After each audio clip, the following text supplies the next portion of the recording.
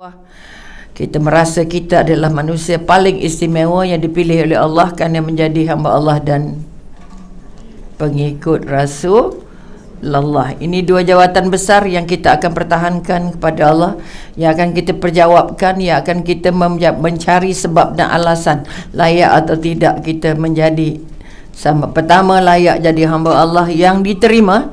Kedua, layak menjadi calon-calon syurga dengan mendapat syafaat junjungan besar Nabi Muhammad sallallahu alaihi wasallam. Kerana kita benar-benar terbukti, ada bukti besar yang kita bawa pada junjungan untuk baginda mengakui bahawa kita adalah pengikutnya. Setakat ini kita mengaku kita hamba Allah, betul? Tapi kita tidak pasti kita diakui ataupun belum, betul? Maka harapan dan impian kita adalah untuk merasakan bahawa saya diterima sebagai hamba Allah. Sebab itu jangan putus doa. Di antara doa-doa yang tidak boleh ditinggalkan setiap hari. Ya Allah, jadikanlah aku hamba-Mu yang Engkau redoi, hamba Allah yang Kau terima ibadahnya. Kita dah ibadah. Apa sebab kita ibadah? Apa alasan besar kita buat ibadah? Kita beramal. Kalau ibadah kan puasa haji je pula. Apa sebab kita beramal? Mensyukuri nikmat Allah. Lagi sebagai hambanya. Lagi ada sebab lain? Ada. Kerana kita nak apa? Nak kumpul pahala. Siapa bagi? Allah. Kita boleh kumpul ke? Tak. Jadi kita nak kumpul apa? Kita nak kumpul bekal. Ini yang menyebab yang kita kata kenapa hati kita berbolak-balik. Kenapa kita kata tajuk pagi ini kita cari bagi racunnya hati. Kerana kita tak pasti. Okay? Maknanya kita nak bangun balik kekuatan bahawa kita beramal untuk jadi bekal bawa balik. Pahala kita tak tahu, Allah yang bagi, betul? Allah yang tentukan siapa yang beribadah kerana pahala. Okey, kita bimbang nanti. Okey, kalau mereka ulama, siapa yang beramal mencari pahala, dia sedang berniaga dengan Allah. Apa sebab saya sedang berniaga? Saya solat sebab saya nak pahala. Saya sedekah sebab saya nak pahala. Saya buat baik kerana saya nak pahala. Kalau tak ada pahala, buat ke doa? Sebab itu doa besar Rabi'atun Adawiyah, wali wanita kita. Aku bukan beribadah kerana syurga-Mu. Aku juga tidak beribadah kerana takut dengan neraka-Mu. Kerana itu adalah ketentuannya siapa? Ketentuannya Allah. Kita masuk syurga atas sebab amalan kita kan? Rahmatnya Allah, kasih sayang Allah. Ini kekuatan yang kita nak angkat. Maka aku nak jadi layak, aku nak melayakkan diri aku ni. Aku beribadah nak melayakkan diri aku ni supaya aku layak diterima sebagai hamba. Kalau kita jadi isteri, dah tentu diterima suami, betul? Terima ke tak? Ada yang diterima separuh hati, ada yang diterima sepenuh hati, ada yang macam tak diterima, betul? Akhirnya berlakulah perceraian di sana sini sehingga didatakan 11. Setiap 11 minit satu keluarga Islam pecah. Jangan main-main, ratus ribu setahun. Ini belum cerita sebulan, belum cerita sehari, cerita 11 minit setiap hari. Bayangkan betapa banyaknya, betapa rapuhnya perkahwinan hari ini, terutamanya yang berumur 5 tahun ke bawah perkahwinannya. Walaupun tak dinafikan, ada juga yang dah 40 tahun kahwin, ada yang 30 tahun kahwin, juga memilih untuk berpisah. Apa sebab? Agak-agak ada macam-macam sebab. Jadi sebab paling besar agaknya apa? Sebab tak ada ikatan, tak ada penyesuaian. Kerana tidak ada perkahwinan itu diikat dengan nama Allah. Perkahwinan diterima bukan sebagai jodoh dari Allah, bukan sebagai pemberian dari Allah, bukan sebagai hadiah dari Allah. Tapi kita yang cari, kita yang jumpa pilihan sendiri. Betul ke tak? maka tak ada kesefahaman. Sedangkan solat tu kiblatnya sama, betul? Bacaannya sama, betul? Nabinya sama, betul? Sebab itu Nabi pesan, siapa yang pegang dua benda yang aku tinggal, selamat ke tak selamat? Selamat. Jadi maknanya satu daripada punca ini sebahagian daripada pengalaman sebagai kaunselor. Kebanyakan yang memilih untuk berpisah dia sudah lama berpisah dengan Allah dan Rasulullah. Kita mengaku kita hamba Allah, betul? Tapi kita mengaku tak kita mengikut Rasulullah. Antara baca Quran dan baca hadis, mana yang paling banyak kita baca? Al-Quran. Kenapa tak baca hadisnya? Kenapa? Kitab hadis mana yang kita sudah telaah sampai muntah, kita kata. Macam kita baca Fatihah, macam kita baca apa kita kata ayat lazim. Kenapa kita tinggal hadis, kita pegang Quran, sedangkan Nabi pesan apa? Dua. Sebab itu hati kita berbolak-balik, tak lengkap. Okay? Siapa kata dia hamba Allah, dia mesti jadi pengikut Rasulullah. Sebab Allah dah pesan, dah siap-siap.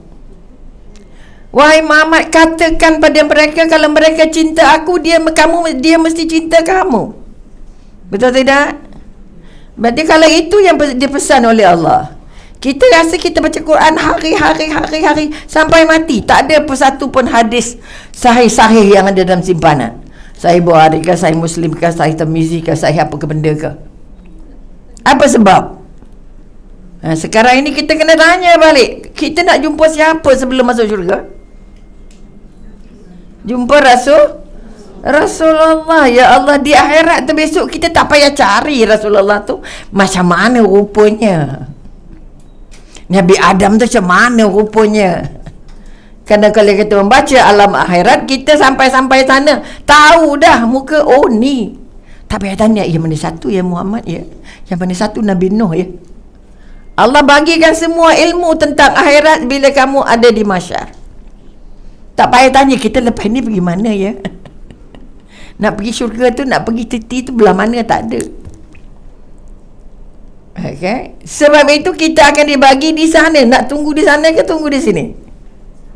Kita kena tahu dulu benda tu di sini. Walaupun Nabi kata aku rindu pada mereka, aku rindu pada mereka. Siapa ya Rasulullah yang kamu rindu? Kami kan ada keliling kamu setiap masa. Aku rindu pada mereka yang tak tengok aku. Kamu ni sahabat-sahabat, mereka tu saudara aku. Mana lebih rapat sahabat dengan saudara? Mana lebih rapat sahabat dengan saudara? Saudara. Betul ke saudara-saudari? Nabi kata kamu semua ini sahabat aku. Kamu bersama dengan aku, tengok aku, fotokopi apa aku buat. Betul? Tapi saudara aku yang aku rindu ialah mereka yang tak tengok aku, tak bersama dengan aku. Okay? Tapi lebih pegang syara'an, aku ikut perintah aku, ikut apa yang aku bagi, apa yang aku tinggalkan. Boleh nampak? Jadi nak tinggal lagi Rasulullah ke tidak? Maka Rasulullah, hadisnya dua, Quran dan hadis. Dari sekarang carilah apa pun saja buku hadis, tolonglah baca, walaupun tak boleh hafal mungkin, tapi sekurang-kurangnya kita sudah dapat sikit intipati apa yang Nabi bagi dalam bentuk perkataan, perbuatan, perlakuan, sikap dan sebagainya. Jadi mari kita sama-sama membaiki hati kita supaya kita tidak sekadar hari-hari baca Quran tapi tertinggal hadis. Terpaksa orang buat WhatsApp hadis sehari satu hadis, sehari satu hadis, sedangkan hadis yang Nabi tinggal tu ribu-ribu, bukan satu, bukan dua. Maka kalau kita menggunakan dua kalimah syahadah untuk layak jadi orang Islam, walaupun belum tentu mukmin, betul? Belum tentu beriman. Islam belum tentu beriman, tapi orang mukmin pasti Islam. Ini kekuatan yang kita nak angkat. Jadi kita kena angkat hari ini, tahun baru ni, apa yang kita kata, mungkin dalam bentuk menyemak diri, muhasabah diri. Kenapa aku tak baca hadis? Kenapa aku hanya baca Quran? Sunnah je. Sunat je. Boleh nampak? Kita pakai konsep sunat kecil lah. Kalau sunat terkecil, buat apa Nabi diutus sampai 63 tahun bersama kita? Okay. Boleh cukup setahun je. Okey lah takut. Jadi kita sudah ada sikap yang salah ini yang menyebabkan hati kita banyak yang luka, yang terracun, yang terganggu, yang termacam-macam. Kerana kita pegang satu, tinggal satu. Kalau begitu dua kalimah syahadat tu asyhadu an la ilaha illallah je lah. Tak payah lagi lah Muhammadah Rasulullah. Tak lengkap syahadah kamu, tak sempurna iman kamu. Kalau Sayyidina Umar, orang yang paling rapat dengan Rasulullah pun, bila ditanya siapa, bagaimana kamu sayang dengan aku sayang dengan kamu macam mana aku sayang diri aku. Aku sayang diri kamu lebih daripada sayang anak lah yang sayang harta aku. Kamu belum sempurna imannya Umar. Selagi kamu belum cinta aku lebih dari dirimu. Padahal Sayyidina Umar itu orang yang paling ketat mengikut apa yang Allah perintahkan. Orang yang paling keras dan paling tegas dengan peraturan-peraturan. Daripada orang paling keras sebelumnya Islam, tapi bila Allah beri hidayah, orang yang paling keras mempertahankan. Ni kekuatannya nak diangkat. Kalau Sayyidina Umar sahaja boleh, Allah kata, Nabi kata tak lengkap iman, tak sempurna iman kamu ya Umar, selagi kamu tidak cinta aku, cinta Allah melebihi cintanya kamu pada diri sendiri. Maka kita bimbang, kita termasuk yang tak sempurna iman itu. Ada tekah syahadah kita masih cacat, kerana kita rasa baca hadis tak penting, baca Quran lebih penting. No. Sebab itu syahadah digabung. Asyhadu an la ilaha illallah Muhammad Rasulullah, itu penting sangat. Angkat dua-dua. Sebab itu anak kita kenal orang lain daripada kenal Rasulullah. Kita sekarang ini sedang berada dalam gelombang anak-anak yang langsung tak nak dengar cakap mak ayah.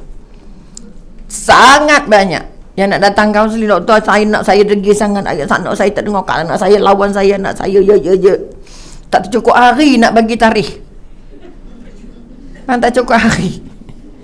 Sampai semalam doktor saya ni nak jumpa sangat ni. Bagilah secepatnya ya Rabbi ya Karim. Tu maknanya apa? Masalahnya dah muntah, dah tak boleh ditampung. Contoh, bukan nak kata kaunselor hebat ke dok, tapi dah tak ada lagi ke mana nak tumpahkan masalah ini. Okay? Dah tak boleh nak simpan dah. Kerana kebanyakan anak hari ini, walaupun tadi ka atas ka, okay, sudah mula banyak tak ikut. Jangan main-main. Sebab sifat mahmudah mazmumah itu digabung semasa lahir. Setiap anak yang lahir itu suci bersih. Betul. Tapi kita tak ada dia bersih ke tak? Dia lahir, kita bagi dia yang bersih ke tak? Yang bersih maknanya yang Allah redha. Ni contoh. Sebab itu anak kecil, anak nombor 1, anak nombor 2, lahir adik dia boleh picit adik dia. Betul ke tidak? Pegang hidungnya, pegang telinganya, cucuk matanya. Siapa buat tadi? Tak ada, mana ada. Kita tak usik pun, kita tak buat pun. Sebab dia sangat dengki dengan perhatian yang diberikan oleh ibunya kepada adiknya. Maka dia hilang perhatian. Itu kecil lagi, 2 tahun dah boleh bohong. Kerana mahmudah mazmumah itu bergantung balik dari darah yang lahir, dari benih yang lahir. Bagaimana proses mengandungnya? Ni yang kita nak angkat. Sekarang ini sudah sampai puncak. Anak kecil tak nak dengar. Dah 1 tak nak dengar. Dah 3 tak nak sekolah. Letih ya. Bukan 3 kata 5, 3 kata 6 tak nak sekolah. Sekolah rendah tak nak sekolah. Okay, dia seorang ayah di Puchong. Saya ceramah di sekolahnya, tak payah sebut nama sekolah. Dia kejar saya kat kereta. Saya ada kecil, ada apa saudara? Anak saya dah 6 bulan tak sekolah. Baru dah jadi 2. Cikgu pujuk tak jadi, kaunselor pujuk tak jadi. Jadual kenit orangnya. Atau ibu saya je duduk. Contoh, saya dah macam-macam dah buat segala benda. Dah ikut semua pesan cikgu. Maka sekali lagi, satu daripada sebab-sebabnya anak meragamkan yang dosa kita. Kerana maksiat masa lalu kita yang belum kita taubatkan. Ni yang kita bimbang. Kalau dulu tak pernah lagi pegang hadis, hari ini itu satu dosa besar. Kamu tak layak mengaku umat Muhammad sebab kamu tak nak ikut apa Muhammad kata. Kalau kita berbeza passion dengan orang, berbeza makanan dengan bangsa lain, tak kisah. Tapi kalau kita berbeza dengan Muhammad, sakit. Okay? Sebab itu kita kata Muhammad itu contoh. Nabi itu contoh terbaik. Tapi kita tak jadi baik. Sebab apa? Sebab hadis ni simpan tak ke mana. Okay. Padahal sahih semacam sahih dia. Kisah Rasulullah dia tebal kecil, besar kecil semua dia. Maka sekali lagi mari kita semak diri kita tahun baru ini. Pertama, saya benar-benar nak mengaku kesalahan saya dengan Allah, tak baca hadis selama ini. Untuk saya cari balik apakah hadis-hadis yang paling besar untuk saya mulakan. Atau mencari mulakan dengan hadis 40 paling kecil. Okay, hadis 40 Imam Nawawi kecil. 40 je hadisnya, betul. Tapi bukunya, kalau buku nak cari buku yang paling nipis. Sebab apa? Nak senang baca pun tak habis juga. Jumpa pasal malam hadis 40 halu je, tak habis juga. Jumpa di kedai buku, oh hadis 40 Imam Nawawi.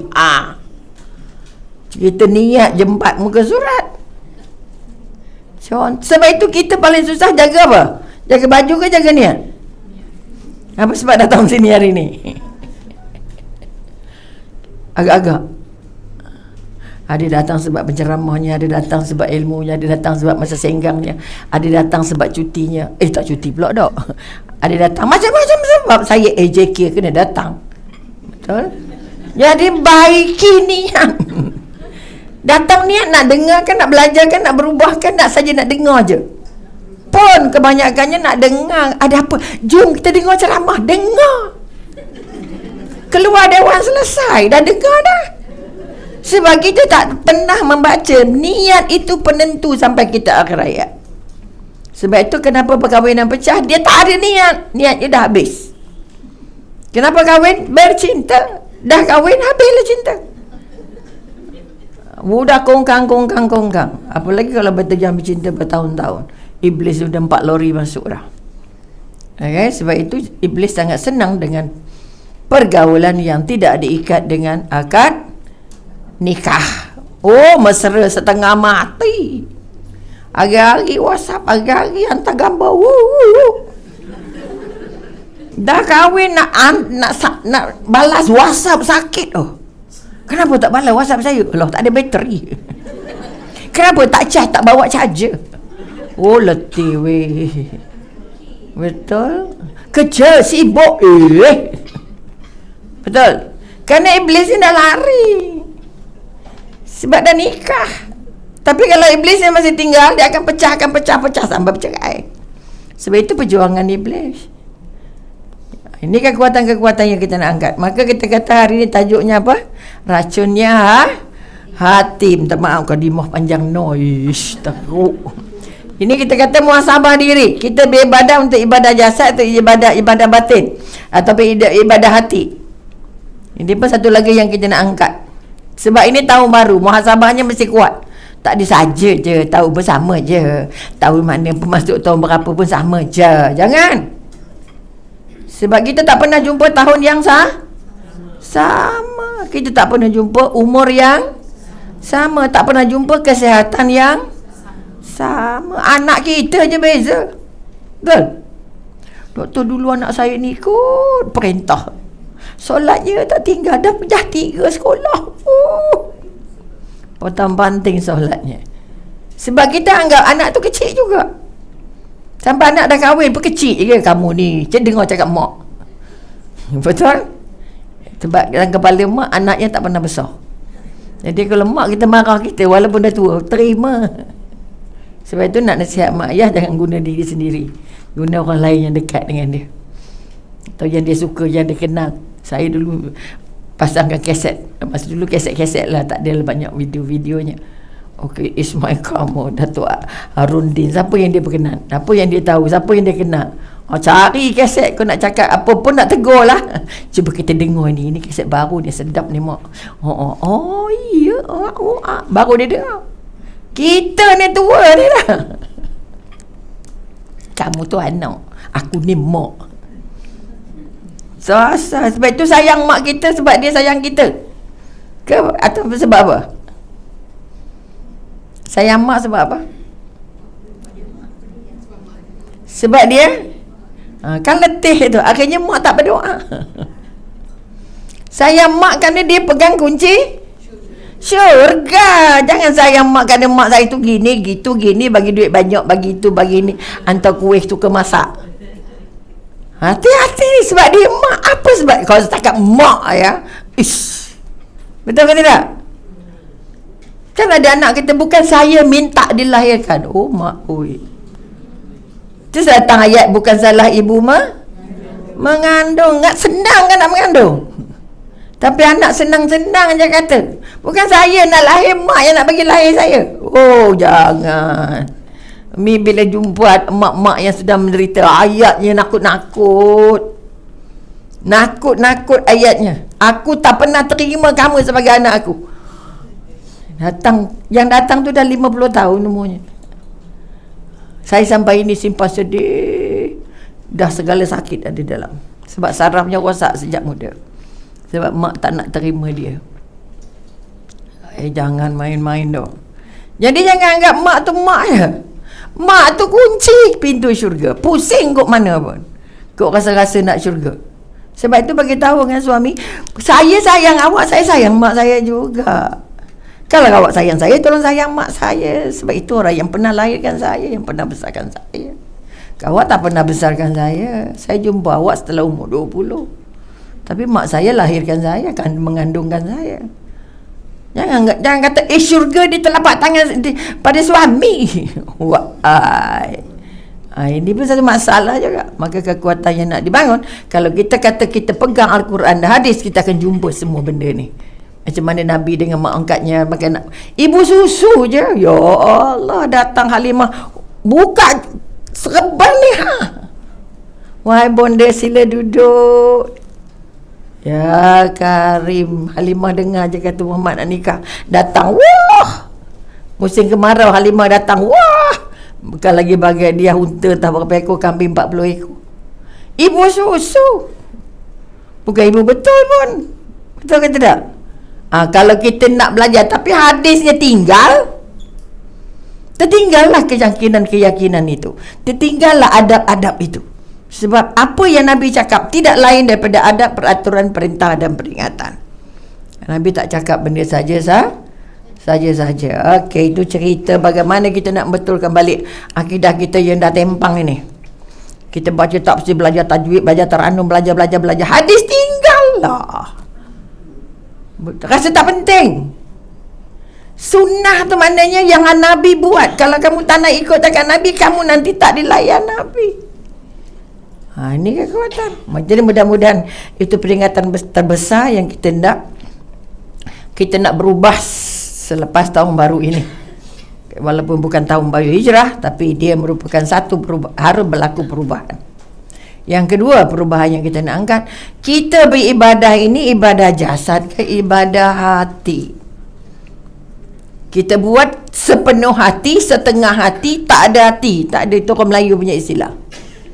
Okay? Kalau ibadah jasad, kita kata syariatnya yang dalam bentuk zahirnya, dalam bentuk anggotanya. Tapi kalau kita kata ibadah kalbunya, ibadah hatinya, ibadah jiwanya, ini orang Melayu banyak istilah kan. Jiwa dan raga, kuserahkan jiwa raga. Jiwanya mana, raganya mana? Betul? Jadi kita kata kalau dalam kitab dia kata jasad dan hati, jasad dan roh, jasad dan jiwa, benda tu sama. Kalau kita jawab jasad dan roh, kamu solat pakai jasad pakai roh, Pakai jasad kan pakai roh. Jasad pakai jasad ke pakai hati? Solat pakai jasad ke pakai hati? Kalau pakai hati, kita akan jumpa namanya khusyuk. Kenapa masalah besar tak khusyuk? Sebab kita banyak ibadah jasad. Syariat ikut peraturan. Solat macam ni, ambil wuduk macam ni, sujud macam ni, rokok macam ni. Betul? Boleh nampak? Kalau ibadah hati namanya hakikat. Hakikat maknanya apa? Sebenar-benar. Pada hakikatnya, artinya pada inti utamanya. Boleh nampak? Jadi tahun baru juga kita nak beribadah, ibadah jasad dan ibadah hati, supaya kita tidak mabuk jadi hamba yang cinta dunia. Okey, kalau kita kata, maka kita nak ibadat kita ini bukan hanya kerana pahala, tapi apa? Tadi siapa buat solat duha? Sempat. Apa sebab buat solat duha? Mana lebih besar, ampun ke rezeki? Okey, itu dua benda yang kita nak. Ramai orang kata, kenapa solat duha? Kamu kalau nak mewah rezeki, nak murah rezeki, nak senang rezeki, tak putus rezeki, mesti baca surah Al-Waqi'ah. Jadi kita baca Waqi'ah sebab apa? Nak minta rezeki. Bermakna kita nak balasannya di dunia ke di akhirat? Nampak tak? Kalau minta rezeki, rezekinya di sana ke di sini? Di sini. Bila kamu mati, kotak rezeki kamu tutup. Lahir buka bukunya, buku kiraan, kotak rezeki buka. Mati je kotak rezeki tutup, buku pun tutup. Jadi kalau soal baca Waqi'ah tadi nak apa? Nak rezeki, Allah akan bagi semuanya di sini. Allah garanti bagi. Boleh nampak? Surah Hud ayat 15-16. Apa yang kamu nak di dunia, Allah akan bagi. Tapi ingat yang 16-nya. Bila kamu buat hanya untuk dunia, sampai akhirat, tabungnya kosong. Mana Quran saya, mana duha saya, mana tahajud saya? Allah kata, kamu tahajud, kamu duha, kamu nak rezeki, aku dah bagi semua dah. Okay, apa sebab kita sedekah? Pahala. Lagi pahala, boleh nampak? Bukan salah. Amalan dan bekalan. Jadi kalau kita kata, apa yang kita harapkan dari sedekah kita? Minta maaf, ni muhasabah lebih banyak sikit supaya kita dapat gear balik hidup kita. Sebagai apa? Bekalan apa? Maknanya dijanjikan. Maka kita tak bacalah hadis tentang sedekah. Sedekah tu salah satu cara untuk menutup, memadamkan api neraka. Nak lindung kita dari api neraka. Maka banyak-banyaklah bagi. Bukan kerana sebab saya nak projek, nak lulus, pemohon nak selesai, anak saya nak periksa, noneh-noneh, sebab saya sakit. Memang itu ada kebaikan-kebaikan. Siapa sakit, banyak-banyak sedekah. Okay. Sekarang sedekah tu boleh membantu. The more you give, the more you get. Jadi kalau kita sakit, maka the more you get, harapnya Allah akan bagi kesembuhan. Itu satu contoh. Satu lagi muhasabah diri yang perlu dibuat. Tadi katalah kalau kita kata solat itu zahir ke? Ibadah hati ke? Ibadah jasad?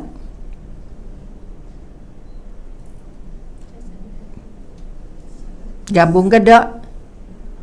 Apa beza antara ibadah solat dengan ibadah hati? Artinya hasilnya, itu prosesnya. Okay? Hasilnya apa? Solat mencegah dari mungkar. Lidah kita mungkar berapa kali? Banyak kali. Apa sebab? Kerana solatnya solat jasad, tak jumpa hati. Tidak membantu berubahnya hati. Mulut sombong juga, geram juga, sakit hati juga, bengkak juga, ngamuk juga, kedekut juga. Apa sebab? Solat cegah mungkar, tapi kita tak lepas. Apa sebab tak lepas? Tengok je pun kita dah berdosa banyak. Sebab itu satu daripada racunnya hati adalah bila kamu banyak bercakap. Banyak maknanya melampaui, tak habis-habis bercakap. Boleh nampak? Hari ni tak bercakap pakai mulut, bercakap pasal apa? Pakai jari non-stop. Ya Rabbi, tak balas WhatsApp sakit perut tu. Tak baca WhatsApp tak macam tak makan. Boleh nampak? Tak kira lah maklumatnya betul ke tak betul ke. Forward. Letih dah. Viral. Boleh? Ini aja kita tak mampu cegah. Kita solat dah berpuluh-puluh tahun. Saya lah banyak dah tua kan. Puluh yang tak solat banyak ke sikit? Dah solat tak lepas pula tu. Ya Rabbi, ngumpat tak habis juga. Tengok orang salah juga, benci juga dengan orang. Ya Allah. Betul atau tidak? Makan gosok gigi hari-hari tapi mulutnya belum bersih. Apa sebab gosok gigi? Untuk kebersihan. Tapi apa yang keluar dari mulutnya bersih ke tak? Tak. Pagi-pagi bila nak panggil, bila nak makan, bila nak minum, letih baru bangun tidur tu. Nak kejut anak sekolah, ingat senang ke susah? Kalau bukan dengan ayat Allah, kalau bukan dengan kalimah Allah, kalau bukan dengan bismillah, bukan dengan alhamdulillah, letih. Goncang lantak. Tinggal di bas bertabu. Banyak dosa kita buat pagi. Jangan main-main dong. Solat. Itu tandanya solat kita masih jasadnya solat. Batinnya belum, hatinya belum. Solat kita tak membersih hati kita dong. Kedekut masih melambat-lambat, muka kedekut. Kenal dong. Bau muka kedekut. Muka busuk hati bau.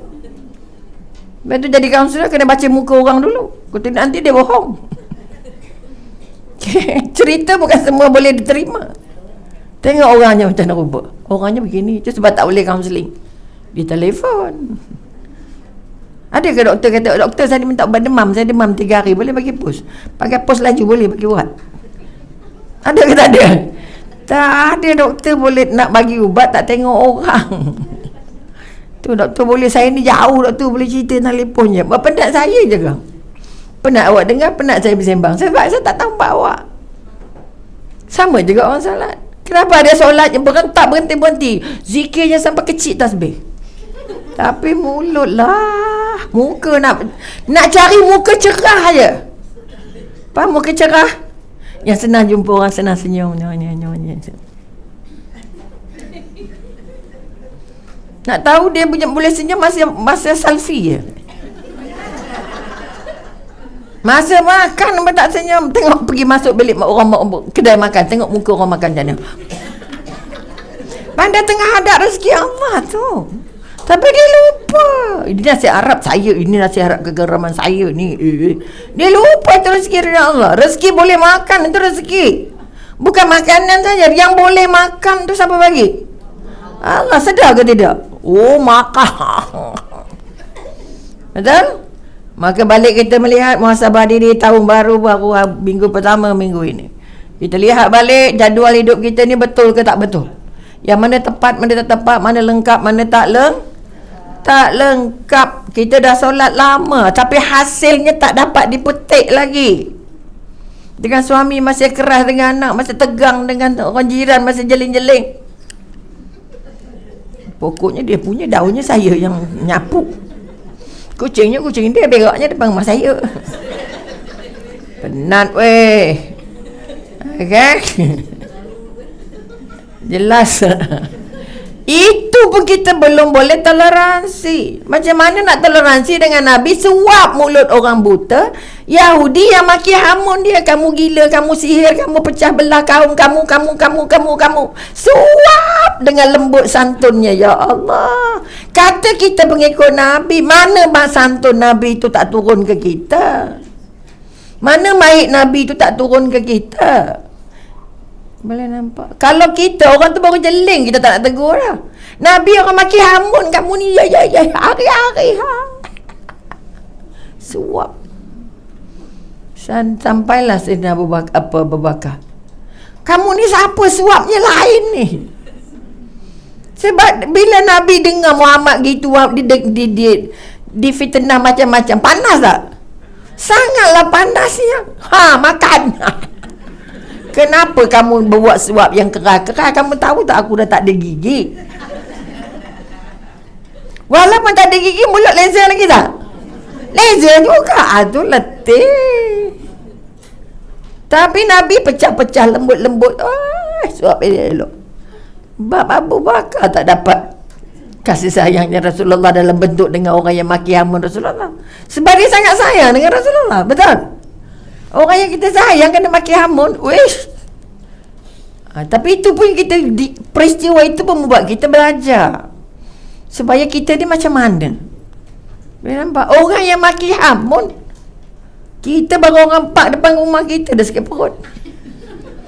Tak nampak kena rumah orang, tak tahu kita nak keluar tak tahu. Ya. Cakap je lah kita nak keluar, tak muat. Senang ke susah? Tapi rungok dulu, ya Allah, buta ke apa tak tahu.